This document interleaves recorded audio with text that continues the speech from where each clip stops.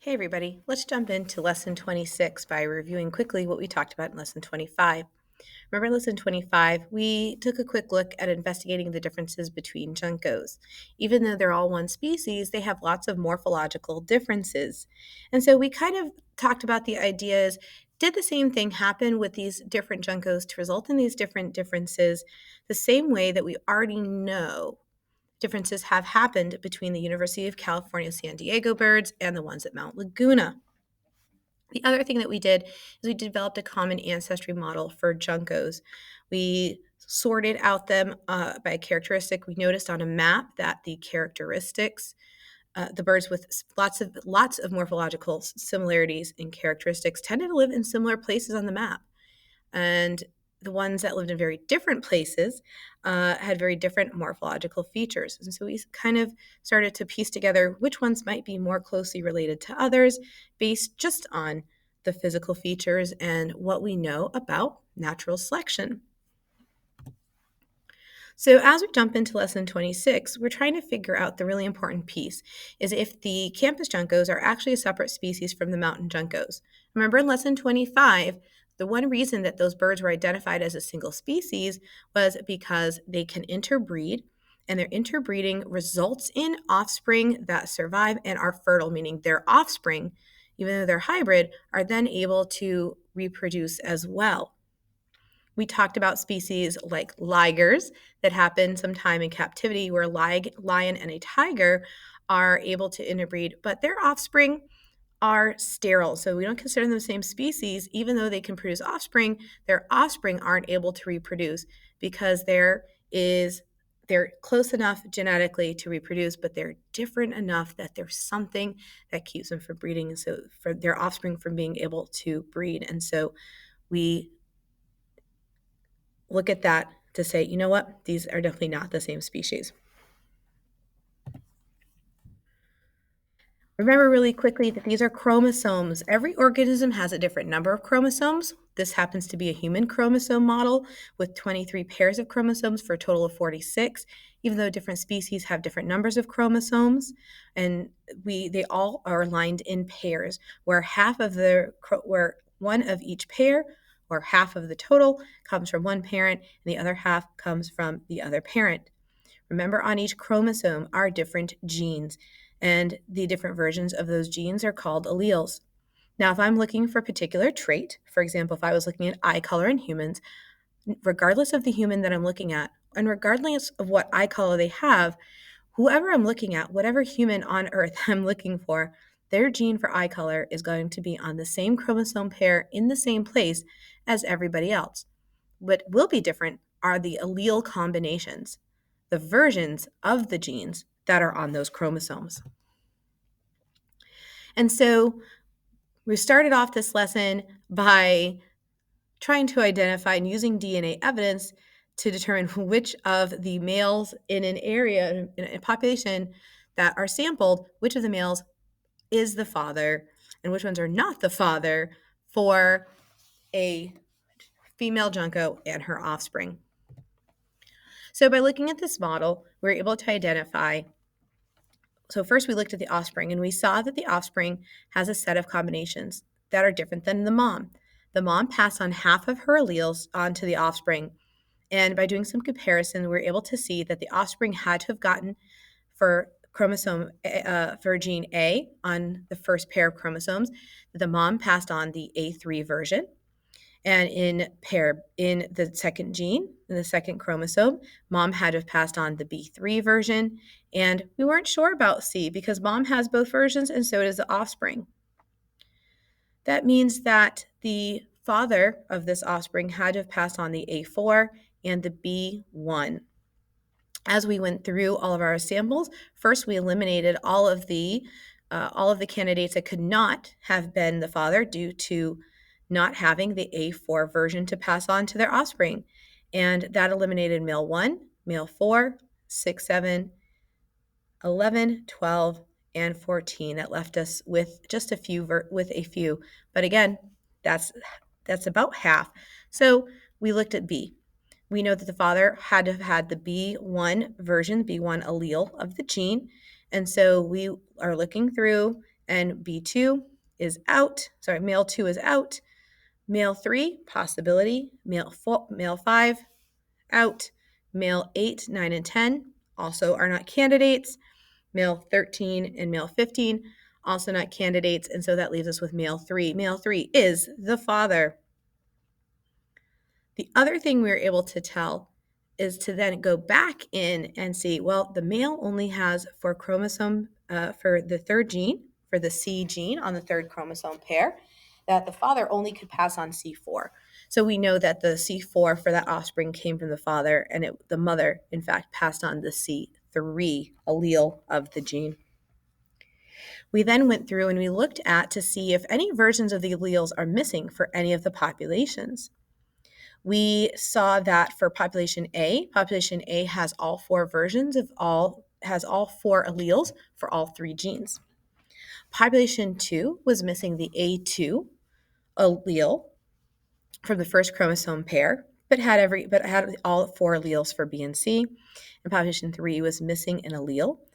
It was missing in allele, the B2 allele for the second gene, and it was missing the C1 for the C alleles for the C gene. And we talked a little bit about diversity. We said which one has the least genetic diversity, and that was population 3.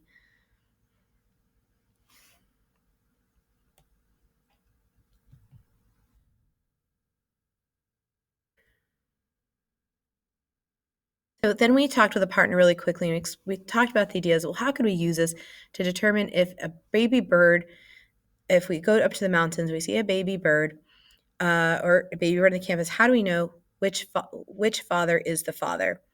And we said by the presence or absence of different alleles. If an allele is found in a baby bird that is found in one father but can't be found in the other, or isn't found in that population, then no bird from that population is going to be the father. We said, for example, if the offspring had had a C1, we knew that nobody in population 3 would have been the father because population 3 is missing that allele. Did we think it was necessary to sample all the birds in a population?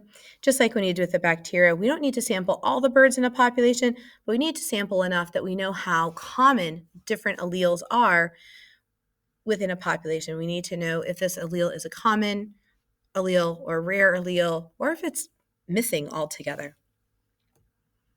Now, of course, do we have to sample all of them? No, but we need to make sure we ensure a large enough sample size. The larger our sample size, the more accurate our data is to what the actual percentages are. We looked at a research study, and we looked at 13 different, in this research study, looked at the alleles of 13 different populations all around California, including the University of California, San Diego birds, which is down at the bottom of the map in space 1, number 1, and then the Lagunas are 3. So you can see overall, they looked at a really wide range, but the ones we're focusing on is location 1 and 3. So what did they look like? Okay, so in the study they were looking at 5 different five different loci, 5 different gene locations. They specifically mentioned GF1, and they specifically mentioned in the article GF5, and even more specific, they mentioned a version of an allele called version 208. When looking at the data, we see that at the campus, 62.5% of the campus birds have this version of G5, but none of the birds at Laguna do. It was mentioned by several students that the more differences there are in percentages and alleles, the more generations separated they are. Just like when we talked about in the bacteria, that as more and more generations went by, as natural selection was happening, that the percentages between the percentage of frequency between one type of bacteria and another got bigger and bigger as the generations went on.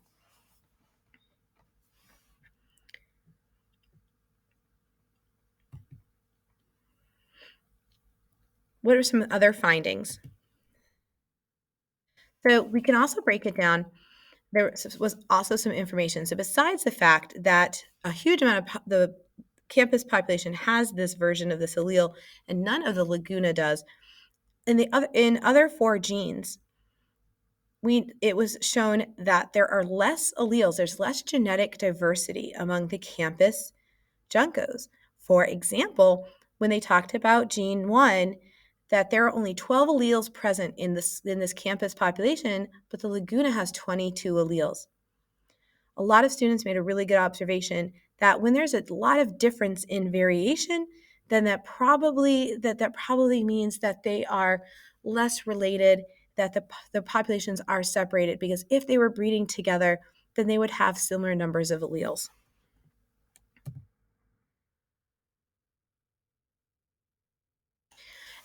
And so the specific questions we looked at were, how does the presence or absence of allele 202 found in the samples of the populations provide evidence that something is preventing the male juncos from migrating back to the mountains and interbreeding with that population? It was speculated before that we know the campus birds have smaller, shorter wings. And it was mentioned that that's great for flying around a city, but not very good for flying long distances.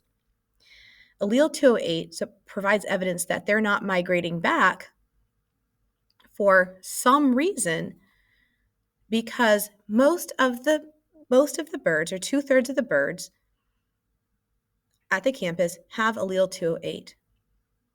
If several males or males were flying back and migrating back to the mountains, then we would see allele 208 at least present in some way, in some percentage, among the Laguna birds.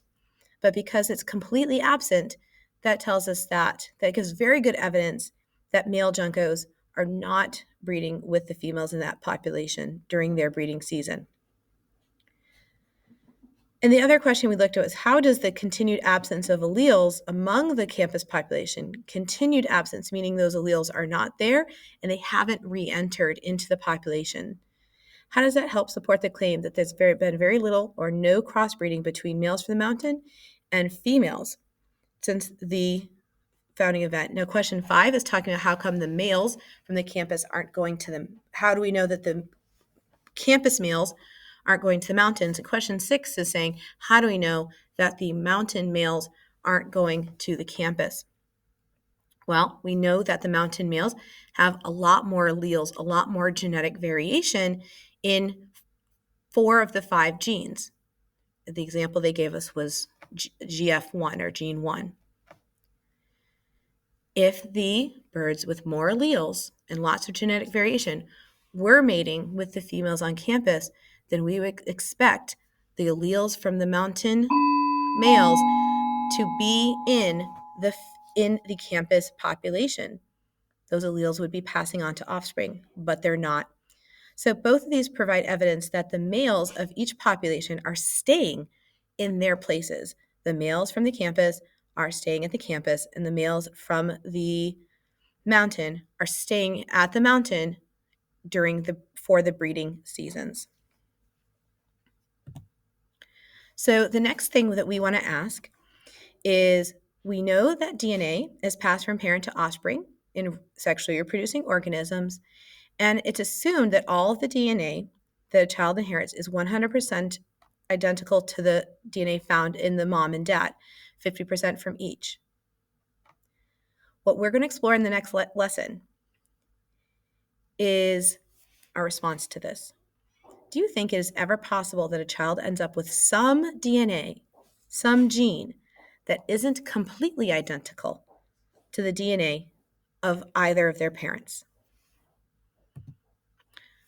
We're going to look at that and explore that coming up in lesson 27. We're going to explore the details of genetic inheritance, and we're going to continue to develop our model of common ancestry for juncos, but also how to determine common ancestry for any type of organism.